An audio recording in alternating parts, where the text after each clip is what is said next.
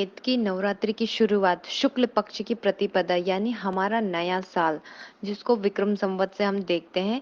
समय का बहुत महत्व है। जैसा कि हर सीजन की अलग अलग फसल होती है, वैसे ही रोजमर्रा की जो उथल फुथल वाली हमारी लाइफ होती है ना, उसको बैलेंस हम कब कर पाते हैं? तो शायद वो समय कभी नहीं आता है, वो हमें निकालना पड़ता है।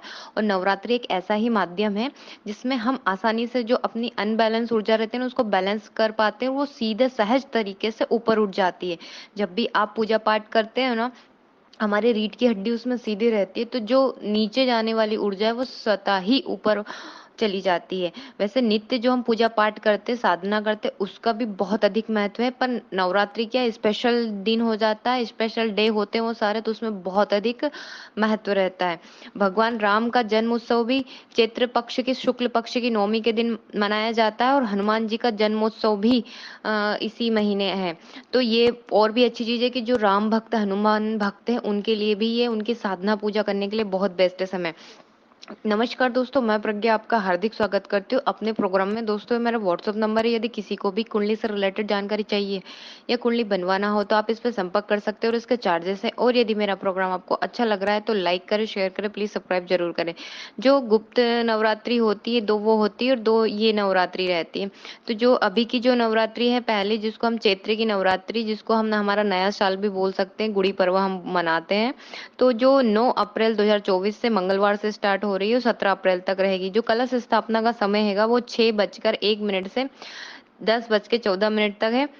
और इसके साथ ही अभिजीत मुहूर्त का जो समय हैगा वो 11:57 से 12:48 तक है। तो उसमें भी आप जो कलश स्थापना यदि कोई जल्दी नहीं कर पाता तो आप इसमें भी कर सकते हैं। और यदि आपको है कि आप दुर्गा के उपासक हैं और 10 महाविद्या के उपासक थे, तो इसमें आप सात्विक बलि जरूर दें। यदि आपको बहुत अधिक अपनी लाइफ में कष्ट है या प्रॉब्लम चल रही है, तो साधना के पथ पर यदि सब जगह आपने करके देख लिया कि नहीं बेनिफिट हो रहा है, तो साधना के मार्ग में चलकर एक बार इनको करके देख लीजिए, शायद कुछ बदल जाए आपकी लाइफ में। जो नवरात्रि आप करने वाले, इसमें क्या, यदि आप नॉर्मल तरीके से साथ भाव से 100% समर्पण के साथ करेंगे ना, तो बहुत सारी चीजें बहुत जल्दी फलित हो जाती है। वैसे नवरात्रि में माँ दुर्गा के ही 9 फॉर्म की पूजा की जाती है, जिसको हम नवरात्रि कहते हैं। दुर्गा यानी एक समझ लीजिए किला है, दुर्ग जिसको हम बोल सकते हैं। और यदि उनके संरक्षण में हम जाते तो माँ हमारी रक्षा करती है हर तरीके से।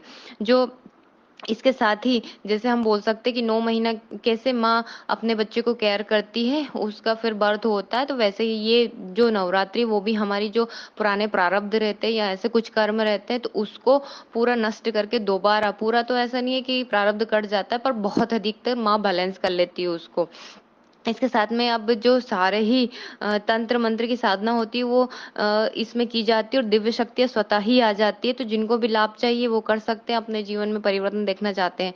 चाहे आप गायत्री उपासक हो या हनुमान के उपासक हो, राम के उपासक हो, सभी कर सकते हैं। जैसे मानो गायत्री के यदि अनुष्ठान अमूमन कर सकता है हर कोई भी, तो 9 दिन में 24,000 जाप करना होता है टोटल।